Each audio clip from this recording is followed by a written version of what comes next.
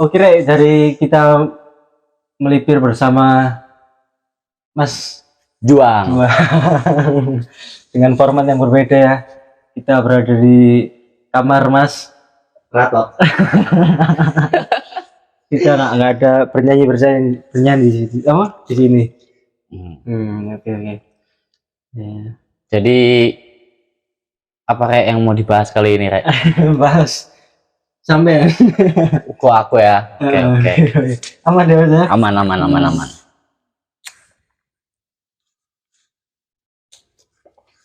Lek, orang yang perlu ditanyakan, lek pengen ditanyakan, tanyakan ya. Oke. Ya. Iya, agak berbeda ini formatnya kali ini. Jadi Mas Juang, Ya, ini orang mana ini? Tangerang, aslinya Tangerang, Banten. Tangerang mana ini? Balaraja. Balaraja. Tangerang Barat Kabupaten. Di Balarajanya. Berarti ini lagi di Surabaya ini ngapain? Ini lagi di Surabaya ini rencananya mau pulang. Mau pulang. Jadi habis dari Bali udah berapa tahun gak pulang ya? 3 tahun, 4 tahun. Udah mau 4 tahun gak pulang. Akhirnya sekarang memutuskan pulang lah. Berdamai dengan hal-hal yang tidak bisa diselesaikan. Diikhlaskan aja. Dijelaskan. Ya, Mas. 4 tahun nggak pulang ke Tangerang. 4 tahun hitungannya. Dari akhir 2020 lah, awal 2021. 2021, 2023. 3 tahun jalan 4 tahun. Apa ini? Kenapa memutuskan untuk beranjak dari rumah? Waktu pertama kali pergi itu, pikirannya tuh pikiran-pikiran apa ya? Anak muda pada umumnya lah yang bergejolak, menggebu-gebu semangat bertualang atau apa gitu. Tapi ternyata ada banyak hal atau momen-momen kecil yang nggak ditemuin di luar, justru malah ada di rumah atau di kampung sendiri gitu. Kayak suara kue putu tengah malam kan ngeselin tapi ngangenin juga tuh kalau lagi jauh dari rumah kan. Suara tetangga yang berisik ribut-ribut. Ya. 4 tahun ya Mas ya? Iya, lumayan lama kan. Dan akhirnya sekarang memutuskan untuk kembali dulu istirahat ya? Ya istirahat lu, rehat dari perjalanan panjang 4 tahun keliling Indonesia kan, dari Sumatera ke Jawa, Kalimantan, Lombok, NTB, Bali. Sebelum lanjut ke 4 tahun itu, kita pertama kali kenal gimana ya Mas? Pertama kali kenal Ingat kita di Surabaya apa? Kan melu karo siapa? Di mana itu? Podo aku. Lupa. Iya. Apa nih kan? Di Penanggungan. Penanggungan. Jadi 17 Agustus. Jadi pertama kali aku kenal Mas Fahri nih 17 Agustus. Kamu ada nggak?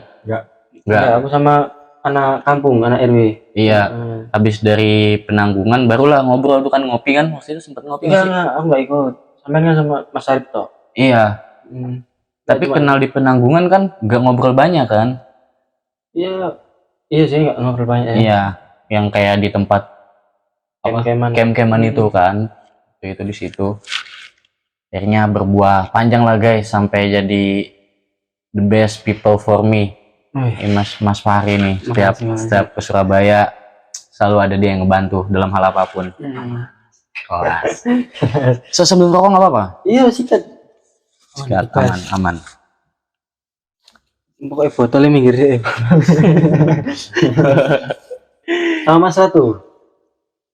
Sama Mas Ratu diajak Mas Fahri. Sebelum ke Kalimantan kemarin kan ya? Sebelum ke Kalimantan kemarin, jadi sempat mampir dulu di sini. Berapa hari ya? Berapa sini? 5 hari, 4 hari 5 harian lah. Di sini dulu. Nggak bisa di rumah. Sampai sekarang lah gitu kan.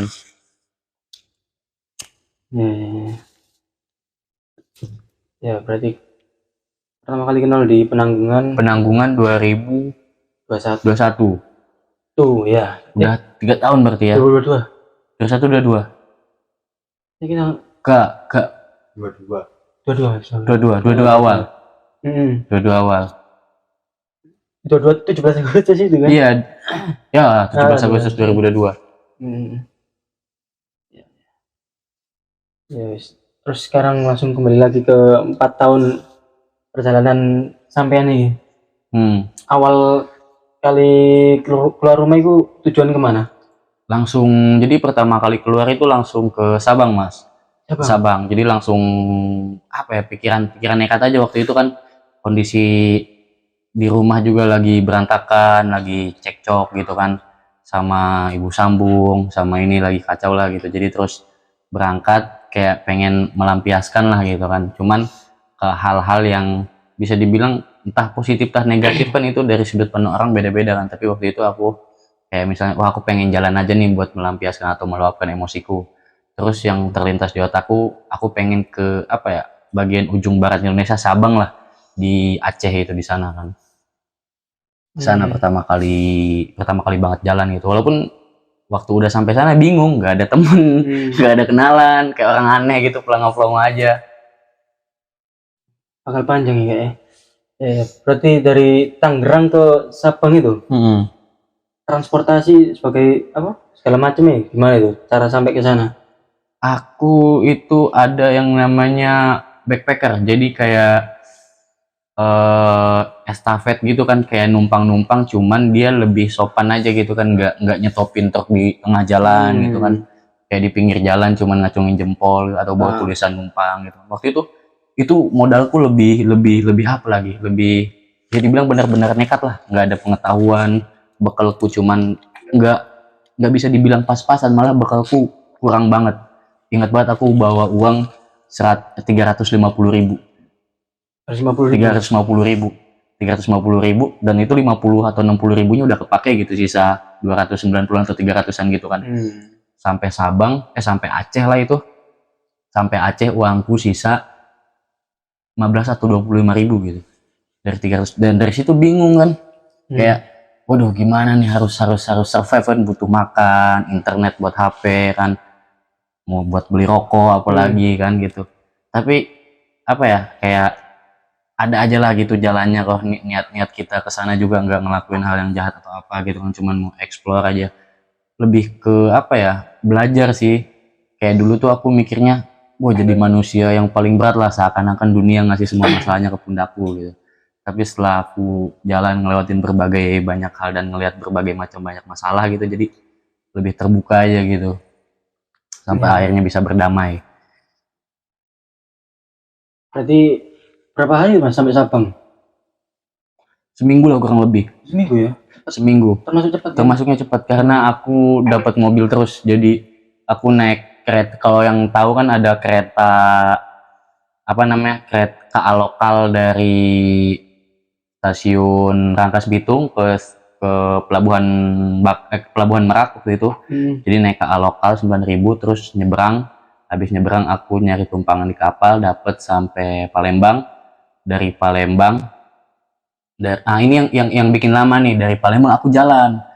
Karena aku lewat lintas timur tuh susah banget, Mas. Lintas timur tuh termasuknya lintas mobil-mobil truk, tapi yang rawan, kayak pernah dengar istilah bajing loncat gitu kan, begal-begal di sana gitu.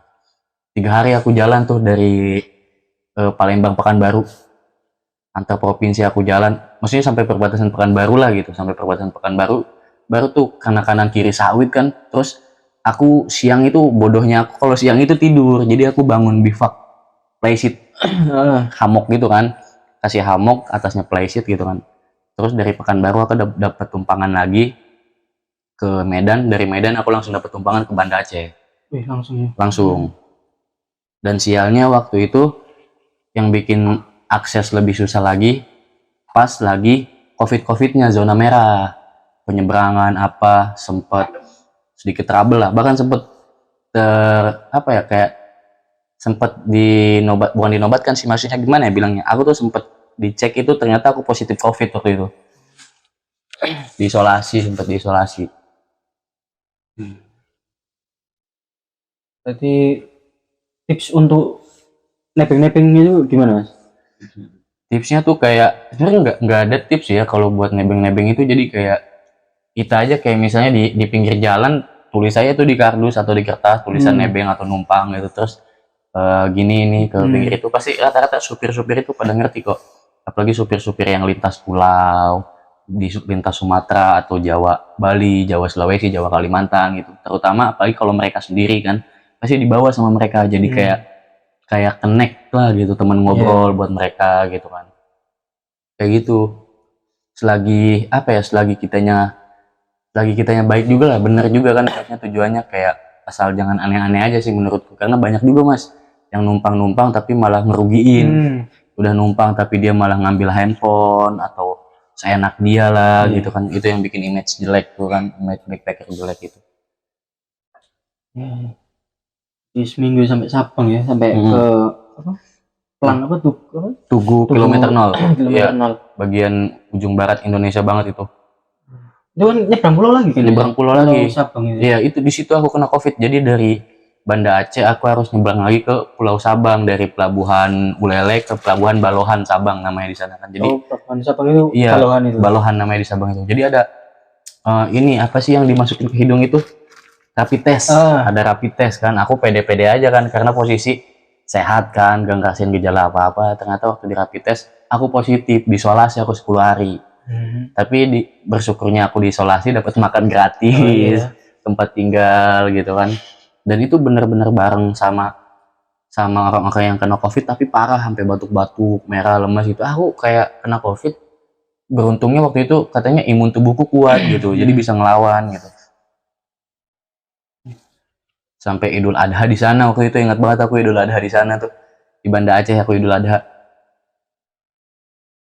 Selama seminggu itu tidur berarti di mana itu? Ya bangun flysheet. Kalau bangun flysheet itu kayak misalnya aku dari pinggir jalan itu masuk lagi ke dalam kayak hutan-hutan gitu kan, masuk hutan ya 3 atau 5 meter ke samping.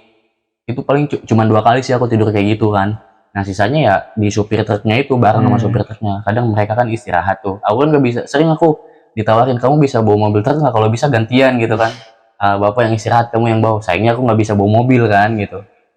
Jadi dia apa namanya, waktu jalan itu dia tidur, waktu jalan aku tidur, dia yang nyupir. Ntar istirahat di pom bensin atau di rumah makan, dia tidur, aku yang bangun main HP gitu.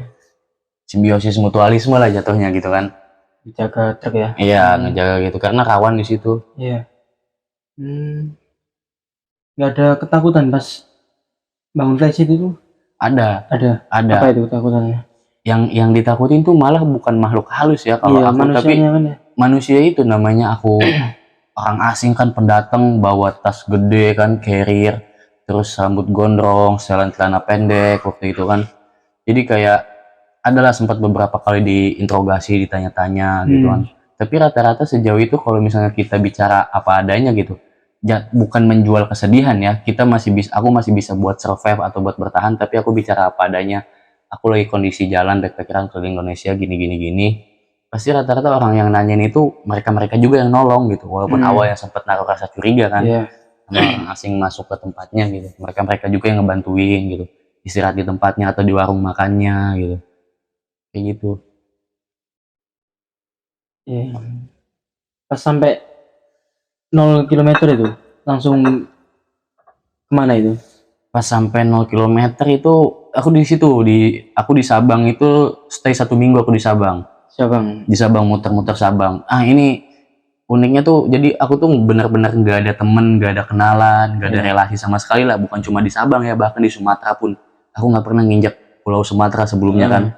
Pertama kali, terus langsung jalan ke Aceh gitu kan, ke ujung Sumatera tuh. Jadi waktu di sana tuh inget banget, itu sore-sore aku sampai Sabang aku sampai Banda Aceh sore-sore, terus aku tidur di Masjid Raya Baitur Rahman, masjid yang saksi bisu tsunami Aceh 2004 itu. Ya, aku tidur di situ kan. Nah, terus besoknya aku inisiatif langsung mau nyebrang. Pas ternyata aku kena Covid, nah aku kenalan lah sama salah satu pasien Covid juga di rumah isolasi itu. Akhirnya dari situ aku mulai ada temen tuh. Dari situ aku mulai ada temen kan. Cuman itu di Banda Aceh posisinya. Pas aku mau ke Sabang belum ada temen juga. Nah, aku kenal 4 orang yang mau liburan ke Sabang. aku kenalan di kapal, terus ngobrol-ngobrol, akhirnya diajak lah sama mereka singgah di ikut tempat gabung mereka. ya? Diajak gabung. Berarti di Sabang berapa hari tuh? Seminggu. 1 minggu di Sabang, 1 minggu di Sabang, balik lagi ke Banda Aceh. Di Banda Aceh sempet 3 mingguan gitu. Oh 3 minggu. 3 mingguan di Banda Aceh. Kayak explore lah gitu, explore, belajar budaya di sana gitu. Seru lah di Banda Aceh itu. Berarti ikut yang dari kenalan itu Mas? Enggak, beda lagi. Oh beda lagi. Waktu aku pulang ke Sabang, yang dari kenalan ini rumahnya bukan di Banda Aceh ternyata, ada lagi. Dia di Pidi Jaya. Daerah masih Aceh juga, cuman jauh lagi kalau dari Banda Aceh gitu kan. Dan aku di Banda Aceh ini stay di rumah di rumah kenalan COVID juga gitu. Iya. Jadi ada satu bapak-bapak itu, ibaratnya aku nyebutnya itu ayah dari ujung barat lah, pateku. Jadi pateku itu bapak-bapak kan, dia waktu kena COVID tuh kenal sama aku, terus waktu dia bilang waktu nanti kalau misalnya mau ke Sabang pas udah pulang lagi ke Banda Aceh, hubungi aja ya, aku ada tempat tinggal buat kamu gitu kan. Nah waktu itu aku udah pulang dari Sabang terus ke Banda Aceh, aku coba ngubungin dia tuh Mas. Coba ngubungin dia, ternyata aku dikasih, dia itu punya ruko 2 lantai itu kan. Kayak dulunya tuh bekas kantor, cuman udah nggak kurus gitu. Udah nggak kurus, terus dia bilang kamu boleh tinggal di sini selama apapun, tapi tolong dirawat, dijagalah kebersihannya. Akhirnya aku ngebersihin ruko 2 lantai itu sendirian tuh. Ngap banget gitu kan. Tapi aku tinggal di situ, kadang tiap malam, tiap dia pulang kerja 3 hari atau 2 hari sekali dia datang ke situ bawa makanan, ngobrol gitu kan. Itu berjasa banget sih pateku sampai sekarang. Masih satu kontak, masih sempet nanya-nanyain kabar gitu. Masih ngeliat statusku di Facebook gitu kan. Story IG ku kan nyambung sama Facebook. Iya. Kalau aku update, jadi ke-update juga ke Facebook gitu. Masih suka nanya-nanyain gitu. Berarti 3 minggu ya Mas di situ? 3 minggu di situ, stay di tempat itu, di Leung Bata namanya. Jaraknya dari pusat kota Banda Aceh paling cuma 15-20 menit lah di Leung Bata itu. Nah, sampai explore itu sama siapa itu Mas? Ada satu lagi kenalan dari tempat aku isolasi juga. Tapi seumuran lah, kayak seumuran gitu, kayak nggak jauh gitu kan. Aku diajak sama dia ke pantai, ke Bukit Lamreh, keliling-keliling Banda Aceh, ngopi, kenalan kan. Dari kita kenal satu orang terus diajak main ke sana ke sini, mereka pasti pada punya temen kan. Dari situlah kenal lagi, banyak relasi segala macam. Akhirnya mulai nyambung terus, dan kebetulan waktu itu aku kenal ada orang yang lagi backpackeran juga. 3 orang lagi backpackeran juga tuh ke Aceh, cuman dia orang Medan sama orang Bengkulu. Jadi aku sempat tuker-tukeran kontak, nanti kalau misalnya masuk Medan kabarin aja gitu kan. Dari situlah punya teman-teman lagi. Dan didapat dari Aceh selama 3 minggu itu Mas? Yang apanya? Apa aja, budaya apa orang-orangnya bagaimana? Yang di Aceh, pas di Aceh kan 3 minggu kan di Aceh? Iya. Nah itu, apa budayanya gimana itu? Keren sih. Maksudnya apa ya? Aceh itu nggak seketat yang orang-orang bilang yang cerita-cerita kok gitu kan. Ya misalnya nggak boleh pakai celana pendek lah. Emang bener nggak boleh pakai celana pendek, tapi di tempat-tempat tertentu, kalau misalnya kita lagi di sekitar masjid, itu nggak boleh pakai celana pendek buat cowok gitu kan. Kalau kita lagi di lampu merah atau di apa. Tapi kalau kita lagi nongkrong, lagi ngopi di warkop, di sana tuh ngopi terus orang-orangnya gitu. Malam ya? Bukan tiap malam, pagi, siang, sore, malam. Lambungnya, aku orang nggak pernah ngopi awalnya. Aku kena kopi pusing, pokoknya kena kafein apapun itu nggak bisa. Sampai di sana, wah ngopi terus. Kalau dari segi budaya gimana Mas? Dari segi budaya keren sih menurutku. Dia itu masih, karena julukannya kan Aceh itu Serambi Mekah kan. Ya, jadi masih melekat banget lah syariat-syariat Islamnya. Bahkan mereka punya hukum Islam tersendiri gitu dari provinsi-provinsi lainnya gitu. Mereka tetap memegang teguh syariat Islam itu gitu. Di sana itu krusial banget lah kalau soal kayak gitu. Berarti di Aceh 3 minggu. Nah itu, untuk memutuskan lanjut lagi itu kemana? Dari Aceh aku ke Lok Sumawe, masih di Aceh juga. Cuman bukan pusat kotanya, ibaratnya kota kedua lah. Masuk kabupaten paling ya? Enggak. Kota juga kayak misalnya Jawa Timur ini ibu kotanya Surabaya. Tapi ada kota besar yang nggak kalah itunya kayak Malang. Nah kayak gitu kota keduanya gitu. Itu juga sama, jadi habis dari Banda Aceh aku ke Lok Sumawe. Cuman di Lok Sumawe jatuhnya cuma transit doang, 2 hari. Karena tujuanku ke Takengon. Mana itu? Takengon itu daerah Aceh Tengah. Jadi di sana itu kayak apa ya, negeri di atas awan gitu. Ada tempatnya bener-bener dingin banget di Takengon tuh. Surganya orang-orang pecinta kopi pasti di Takengon lah gitu. Bagus banget di sana itu. Aku di Takengon cuma 1 minggu lah, lebih mungkin lah, 8 sampai 9 hari aku di Takengon karena sempat sakit di sana. Kaget perubahan iklim dari yang tadinya di tempat panas masuk ke tempat dingin gitu kan, demam gitu. Berarti seminggu di situ, tapi sempat sakit ya, jadi nggak banyak itu ya. Iya, Explore itu. nggak banyak explore di sana, cuman kayak ngopi-ngopi di Danau Lutawar gitu kan. Terus sama teman-teman main ke sana ke sini gitu kan. Ya nyoba, ada di sana tempat ngopi yang terkenal banget gitu kan.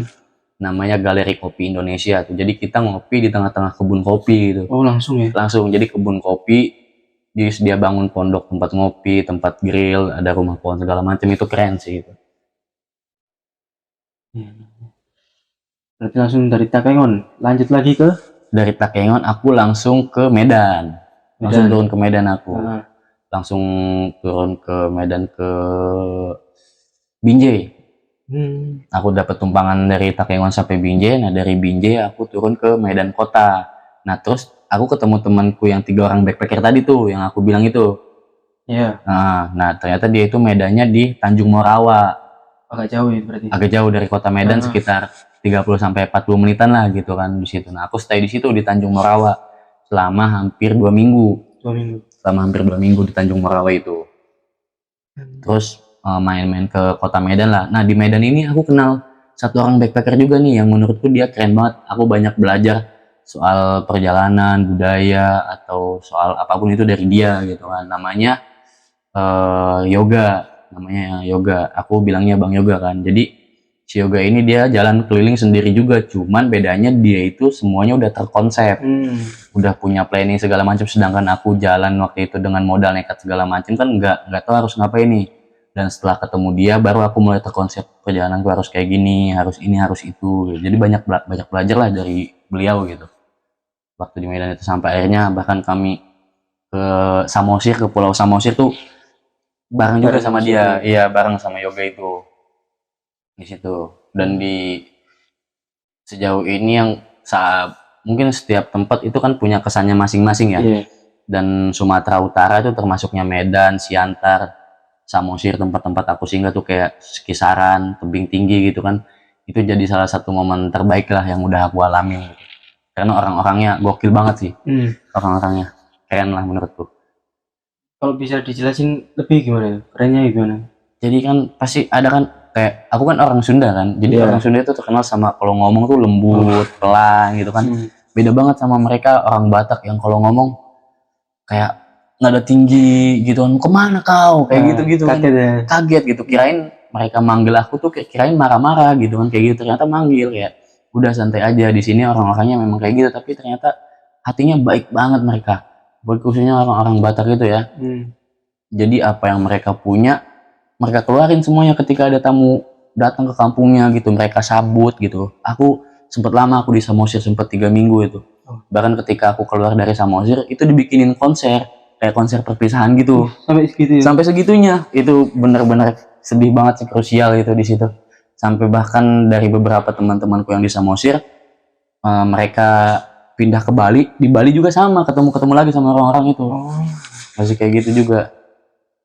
Keren sih itu di situ sama teman-teman. Buat makasih banyak lah kayak buat Bang Gep, Bang Luhut, Bang Sem, sama semua kawan-kawan di sana dah yang nggak bisa aku sebutin satu-satu, tapi kalian semua keren.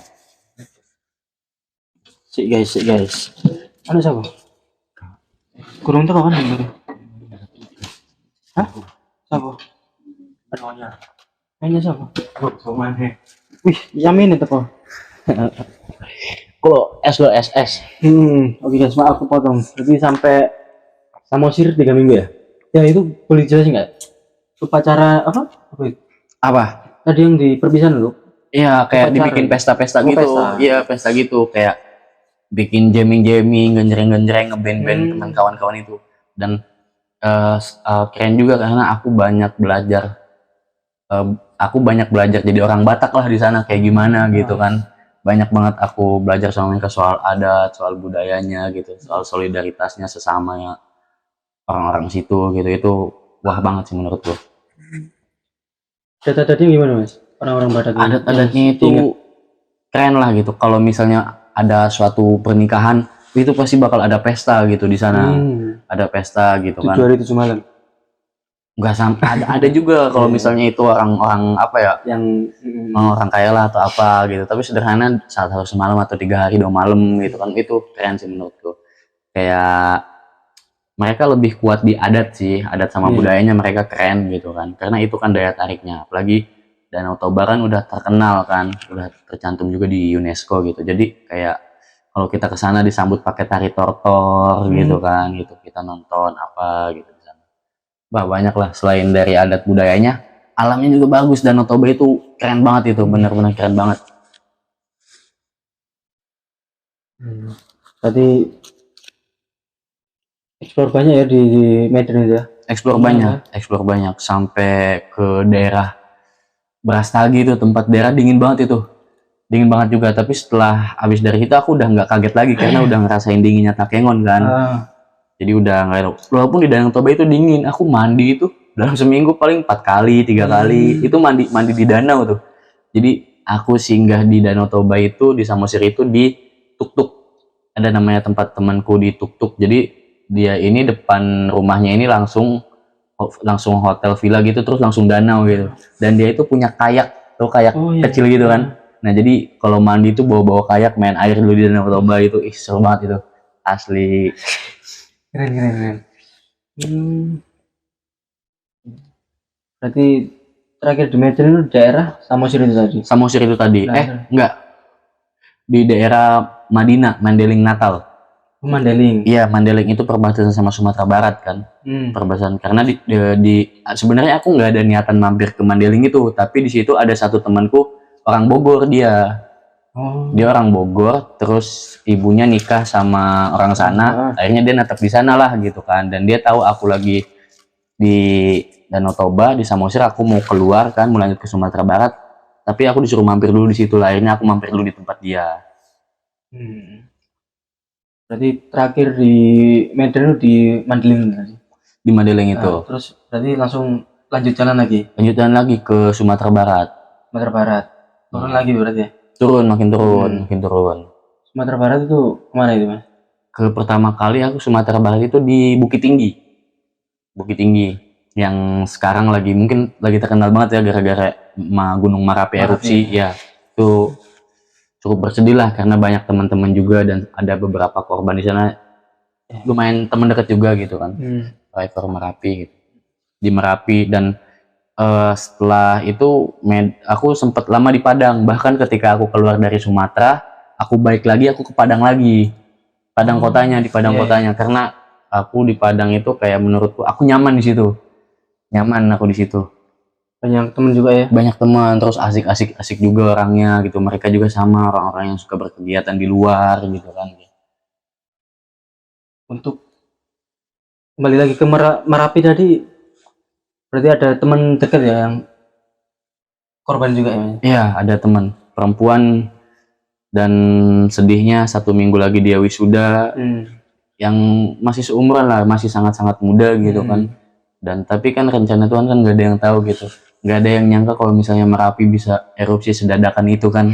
Kalah tahu bulat juga dadakannya. Sedih banget itu. Bahkan ketika aku baca chat-chatannya lagi di IG kan, aku punya janji sama dia kalau misalnya dia selesai wisuda, selesai kuliah, bakal aku yang bakal nemenin dia jalan-jalan atau naik gunung di Jawa gitu. Tapi ternyata Tuhan punya rencana lain.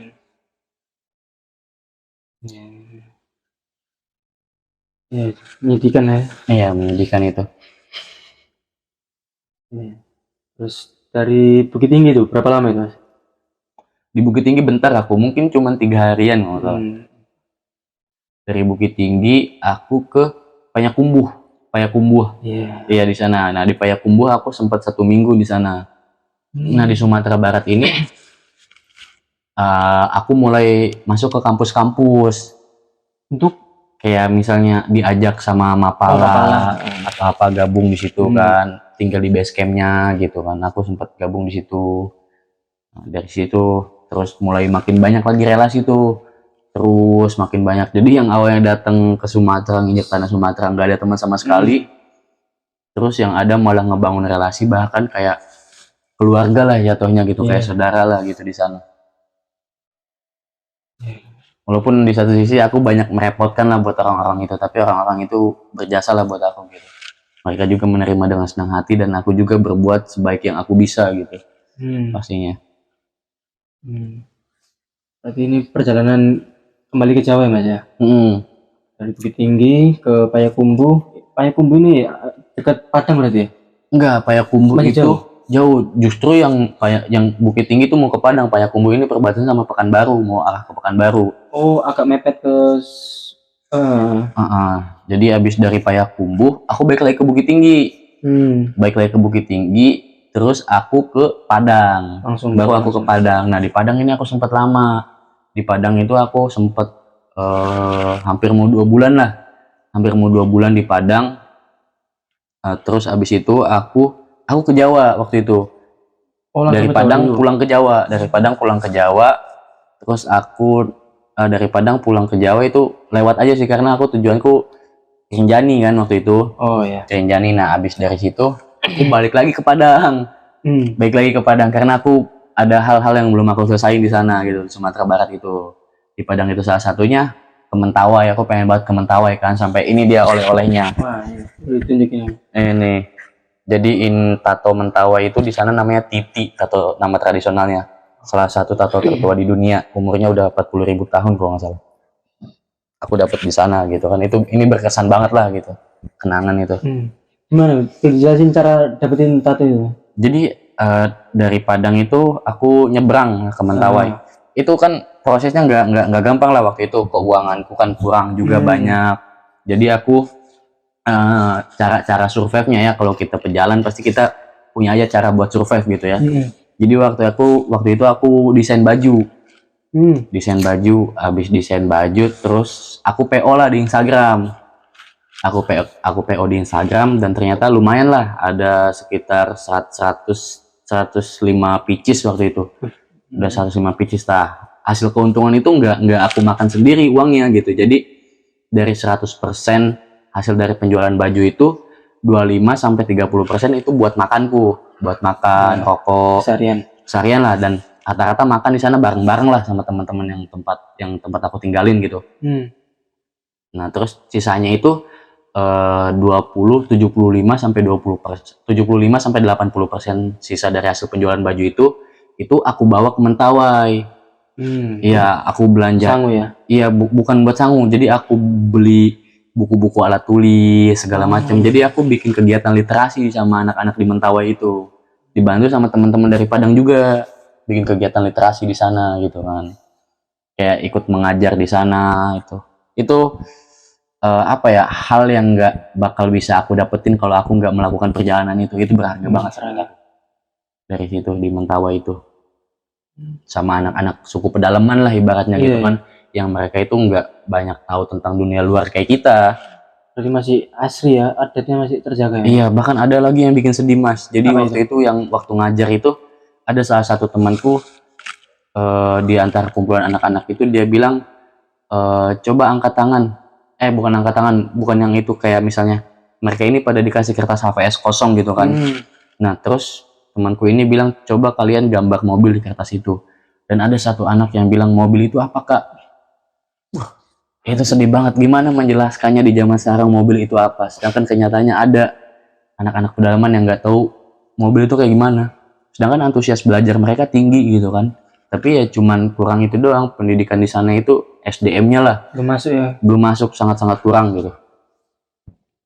Walaupun udah banyak yang keluar dari Mentawai terus kuliah di Padang, sekolah di Padang gitu. Tapi buat kehidupan di sananya, apalagi daerah-daerah pedalaman kayak Siberut, terus Dusun Pokai ada namanya di sana itu. Berapa jam itu Mas dari Padang nyebrang itu? 12 jam. 12 jam kapal dari Padang. Dan itu jarang kan ya? Kapal pasti jarang. Jarang, kapal itu seminggu 2 kali atau bahkan seminggu sekali. Kapal itu di sana. Ya. Kalau syarat tato itu ada nggak mas? Syarat-syarat tertentu adatnya? Nggak ada sih, kita dapat apa namanya penawaran aja. Penawaran. Heeh. Kayak waktu itu aku singgah di tempat Sikere namanya di sana kan, aku singgah di tempat Sikere itu. Nah, aku ikut kiri ini orang. nama-nama suku mereka, Oh, kayak nama misalnya suku. iya di tempat Sikere itu, di tempat Aman Manja tuh, di pedalaman itu. Nah, terus aku ikut kehidupan mereka itu benar-benar selama 5 hari aku di sana, nggak ada sinyal, nggak ada internet masuk. Itu kayak bahkan pakaian pun aku ngikutin mereka. Mereka kan pakai bahkan yang perempuannya nggak pakai baju atasan gitu, payudaranya Oh, iya, kelihatan. Apa mereka cuman pakai pelepah pohon gitu, Ya. kulit pohon dijadiin celana gitu. Aku juga cuman pakai kolor, dan makannya di sana itu makanannya itu bukan nasi, tapi sagu Oh, masih jago ya? atau ulet sagu. Iya. Iya, itu ikut makan pertama kali banget aku makan ulet sagu. Itu waktu dikunyah ada gerak-geraknya di dalam gitu. Oh, berarti dimakan pas masih hidup dimakan itu? Pas masih hidup bisa, atau lebih enak lagi digoreng gitu kan. Bisa. Nah, akhirnya paling proses persyaratannya itu kayak ada ritualnya dulu sebelum bikin tato itu. Ritual-ritualnya gimana? Ada ritualnya. Izin buat pemanggilan arwah leluhur, dan sayangnya nggak bisa request kan. Kalau bisa request aku pengen request One Piece tadinya kan. Cuman sayangnya nggak bisa. Jadi tato itu di sana tergantung dari filosofinya gitu kan. Jadi setiap kalau ada Sikere yang tatonya banyak, berarti dia punya jabatan tinggi lah, kepala suku atau kepala keluarga gitu kan di sana itu. Nah, ini kayak tadi yang aku tunjukin ini, tato di sini tuh logonya matahari. Filosofinya dia bilang itu semoga aku bisa jadi kayak matahari yang memberi kehangatan dan kehidupan buat orang-orang sekitar. Gitu. Walaupun tiap daerah Mentawai itu tatonya sama, tapi filosofinya hampir beda-beda gitu. Hampir beda-beda gitu kan di situ. Tapi rata-rata kayak gitu, kayak ada yang garis gitu kan, nanti dilanjutin lagi mataharinya gitu. Biasanya sepasang kanan kiri, cuman aku ngambil satu aja di sini di kanan. Bentar mas ya. Cek. Oke, lanjut. Nah kan tatonya kan beda mas ya. Alat natonya itu gimana itu? Iya, alat natonya itu beda. Yang bikin aneh ini, kalau kita tato biasa itu kan dari tinta kan. Iya. Nah ini yang bikin aku aneh ini, tatonya itu dari tetesan tebu. Tetesan bahan buat bikin arak atau tuak, sama warna hitamnya ini dari arang. Dan jarumnya itu ada jarumnya juga sih, cuman alatnya itu diketuk gini, tek tek tek tek. Itu sakitnya manual kan, karena manual banget kan. Sakitnya 2 kali lipat daripada tato mesin sih. Itu apa namanya? Proses berarti tebunya diapain itu mas? Kalau diambil tetesannya, dicampurin sama arang, nah terus kayak jadi warna hitam kan, dia kayak tinta. Baru jarumnya itu dicelupin, diketuk gitu, kayak gitu. Dan berapa lama itu tahan? Seumur hidup. Anehnya bisa seumur hidup kan, padahal dari alam semua ini bang. Iya makanya bisa seumur hidup. Ini bisa berapa? Sekarang sudah berapa tahun itu tato? Udah 2 tahun kesini. 2 tahun. Udah 2 Dan tahun masih kesini. pekat ya? Masih pekat, tapi dia bedanya nggak ngelopek. Iya makanya masih sangat melekat. Kalau tato biasa itu kan tintanya ngelopek dia. Kalau habis di 3 hari atau seminggu setelah ditato ngelopek, tapi ini tintanya nggak ngelopek. Ini sangat pekat ini. Iya masih kinclong ya. Iya. Bahan alami semua ya. Alami semua, bahan-bahannya dari alam semua. Ini banyak belajar di apa namanya? Di Mentawai itu. Mentawai ya. Berapa lama itu mas Mentawai? Cuman totalnya jadi seminggu sih sama kegiatan literasi itu, terus sama 5 hari di situ kan, jadi seminggu lah totalnya di Mentawai itu. Aksesnya itu susah banget aksesnya. Kendaraan belum ada, terus waktu itu konyol banget coba-coba buat jalan, padahal jauh banget jalan 7 kilo atau 8 kilo itu, bawa keril masuk ke dalamnya itu, ke kampungan ya. Iya, ke perkampungannya dari pelabuhan itu. Motor juga paling ada motor-motor jelek gitu kan. Iya. Berarti cuma seminggu ya. Terus literasi itu berarti sampean niat buat apa itu dari literasi? Itu kayak dikasih saran aja sih, daripada kamu nggak melakuin apa-apa gitu kan. Jadi bikin sesuatu hal yang bisa berguna buat orang-orang di sekitar gitu kan. Jadi kalau bantu secara materi atau finansial aku juga kurang kan. Iya. Jadi aku putar otak lah buat survive juga. Nah, selebihnya sisanya buat survive itu aku gunain kayak kadang juga aku bikin belanja beli buku-buku atau buku-buku dongeng atau buku-buku apa didonasikan Buat anak-anak kecil di situ ya. anak-anak kecil di situ gitu kan. Itu seru banget, seneng banget sih gimana perasaannya ngelihat Iya. orang anak kecil seneng terus orang tuanya bahagia dan kita ngelihatnya juga kayak ikut seneng gitu. Ibaratnya apa yang nggak bisa aku dapetin di masa lalu itu bisa aku lihat di mereka gitu, itu jadi terbayarkan lah gitu. Akhirnya balik lagi ke Padang. Berapa lama? Balik lagi ke Padang. Semingguan lagi aku di Padang. Itu posisinya puasa itu. Posisinya puasa. Balik lagi di Padang. Nah, habis dari Padang aku ke Pekanbaru. Ke Pekanbaru langsung. Aku ikut temanku yang mau pulang ke Pekanbaru kan. Temanku ada dia kerja di Padang tapi dia pulang ke Pekanbaru. Aku ikut naik motor di sana. Aku di Pekanbaru nggak lama, di Pekanbaru cuma 2 minggu gitu kan. Aku di kampus di Pekanbaru, singgahnya di kampus Unri. Di Mapala tadi.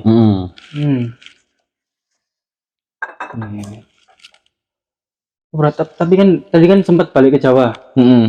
Itu ngapain? Naik Rinjani aja. Oh berarti ke berarti ke Rinjani dulu, tapi balik lagi langsung ke Padang. Enggak balik lagi langsung. Singgah dulu waktu itu di Jogja kalau nggak salah semingguan itu. Terus balik lagi kan, apa nih persiapan yang kurang buat aku butuhin di sana gitu kan. Ya itulah.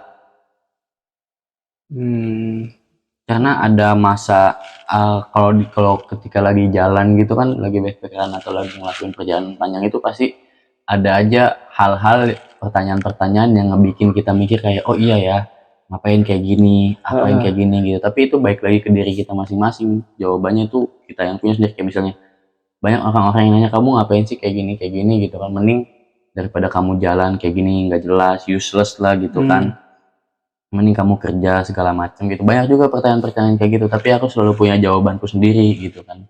Kayak misalnya ya aku kayak pengen melihat aja, maksudnya aku pengen ngelihat langsung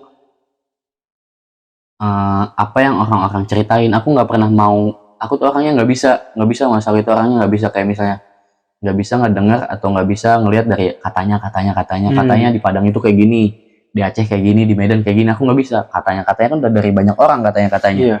Jadi aku pengen datang langsung ke sana terus merasakan langsung budayanya, orang-orangnya. Kan itu jadi suatu pembelajaran yang berharga banget lah gitu. Setiap tempat yang kita datengin punya adatnya, punya budayanya yang beda-beda gitu.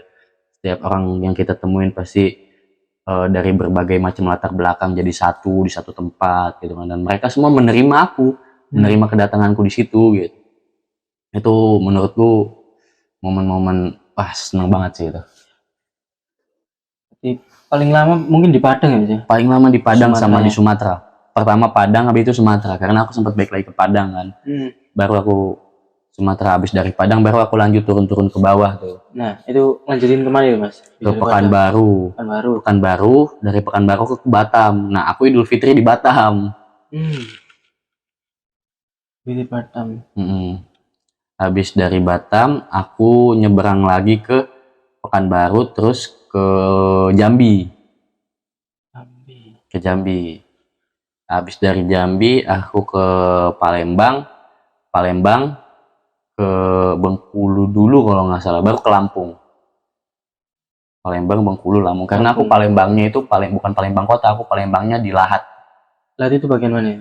Deket Pagar Alam, perbatasan gitu. Walaupun lumayan jauh sih ya, 1 jaman atau 2 jaman lah ke Pagar Alam itu. Tapi lebih dekat lah dari Lahat daripada dari Palembang kota gitu kan. Dan aku yang nggak sempat mampir di Sumatera itu ke Bangka Belitung, Babel. Karena itu nyeberang lagi dari Palembang, dari Sumatera Selatan itu harus nyeberang lagi. Tempatnya Laskar Pelangi kan. Tempat filmnya Laskar Pelangi, Pulau Bangka Belitung itu. Nggak sempat ya? Nggak sempat aku nyeberang ke situ. Terus berarti dari kan sampai Lampung, ke Jawa lagi? Ke Jawa lagi. Nah itu kemana gitu? Aku waktu itu stay. Sebentar. Ini tahun berapa ini Mas? Tahun 2022. 2022. Iya. Jadi 2021 itu aku habisin di Sumatera, Sumatera ya. terus 2022 itu di Jawa, sama Jawa, NTB, Bali Balik gitu ya? gitu. Iya, muter-muter situ kan. Jadi tahun 2023 Bali, Kalimantan kemarin. Kalau Kalimantan aku sudah sama Mas Fari ya. Iya kan 2023. 2023. Nah, 2022 ini kan Heeh. mana habis dari Lampung kan kembali ke Ke Jawa. Serang. Ke Serang. Oh, ke Serang dulu Ke ya. Serang dulu, aku stay di Serang. Terus kalau dari tempatku kan di Tangerang, aku ke Baduy. Oh. Aku udah sering ke Baduy, tapi aku sengaja ke Baduy lagi gitu kan. Hmm. Walaupun cuman kesana sehari doang, kayak hitungannya one day trip lah gitu Iya. kan. Hitungannya one day trip. Nah baru aku ke Jakarta, aku stay di Jakarta tuh, di Jakarta Barat selama 1 minggu, ibaratnya kayak istirahat lah. Habis Iya. perjalanan dari Sumatera aku istirahat di situ, kayak nyusun lagi nih selanjutnya mau kemana lagi nih, apa yang harus aku rencanain di Sumatera. Dan kemarin, oh iya ini juga kayak aku sempat buka selain aku buka eh, literasi buat suku anak dalam di Mentawai itu, di Padang itu aku juga ini bikin kayak dapur umum di Padang juga. Oh ya. Jadi dapur umum itu eh, uang dari bikin PO baju lagi kloter kedua itu lumayan banyak lah, walaupun nggak sebanyak yang pertama. Bikin PO baju lagi lumayan kedua cuman cukup. Jadi aku waktu itu posisinya karena bulan puasa, nah aku bagi-bagi takjil gratis dari hasil penjualan baju itu, bagi-bagi takjil gratis. Aku masih pengen, sampai sekarang masih pengen, cuman kayak belum terrealisasikan lagi sih, bikin dapur umum di tiap-tiap provinsi atau tiap-tiap kota yang aku lewatin gitu. Kayak misalnya sekarang aku di Surabaya, aku singgah lama di sini, aku bikin PO baju, aku jual di Instagram gitu kan, banyak. Terus hasil penjualannya aku buat bikin dapur umum gitu kan sama teman-teman. Dapur umum itu kayak semacam kita masak besar sama-sama, terus hasilnya kita bungkus, kita bagi-bagi ke Gojek atau nggak ke orang-orang di sekitar, di jalanan di ya. jalanan gitu. Itu seru sih menurutku. Kembali lagi ke Baduy nih Mas. Ke Baduy. Itu mana itu Mas? Suku Baduy ini. Suku Baduy itu kan semua tahu kan, suku asli Banten kan Baduy itu. Jadi waktu itu aku lagi ada acara tahunan di situ kan, jadi ada seserahan hasil. Mereka kan 1 tahun sekali itu ada seserahan hasil bumi. Bumi. Jadi mereka panen buah-buahan segala macam, mereka bawa ke pusat kota, ke Rangkas Bitung. Nah kebetulan di Rangkas Bitung ini rumahnya bibiku, adik dari ayahku. Jadi aku mampir ke situ dulu. Mampir ke situ. Dari situ baru aku ke Jakarta Barat. Istirahat di Jakarta Barat selama 1 minggu yang tadi aku bilang itu. Dari situ aku jalan lagi ke Jogja. Oh ya.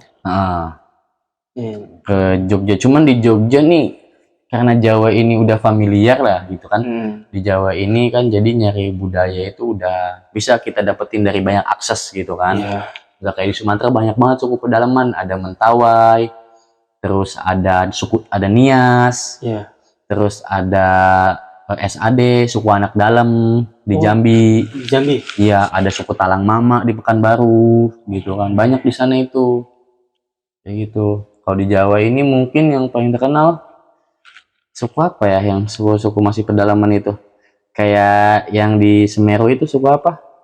Suku Tengger, ya. Kayak gitu. Di Bandung suku Baduy gitu. Kalau apa khasnya kalau kembali lagi ke Baduy ini, khasnya di sana itu apa? Oh, ceweknya cakep-cakep. Asli, cewek Baduy itu nggak pakai skincare, nggak pakai apa, tapi mulus banget, putih bersih gitu kalau lihat ya. Terus lagi kayak mereka ini kuat jalan kaki ratusan kilometer tapi nggak pakai sendal. Nyeker gitu, nyeker kan banyak tuh orang-orang Baduy yang keluar jualan madu. Khasnya di sana tuh kain Baduy, kain batik Baduy. Kain batik, madu gitu. Itu dijual-jualin itu sama mereka keluar ke Kota Tua. Kadang mereka jalan dari Baduy ke Kota Tua itu kan, di situ dari Baduy itu. Nyeker itu nggak pakai sendal. Kuat banget lewat aspal yang segitu panasnya. Terus berarti dari Jakarta kan istirahat. Terus ke Jogja itu tadi ya? Jogja. Habis ke Jogja ini, ke timur ini ya? Habis ke Jogja, ke Surabaya. Ini mulai masuk kita kenal nih, Oh iya 2022 ya? Iya 2022.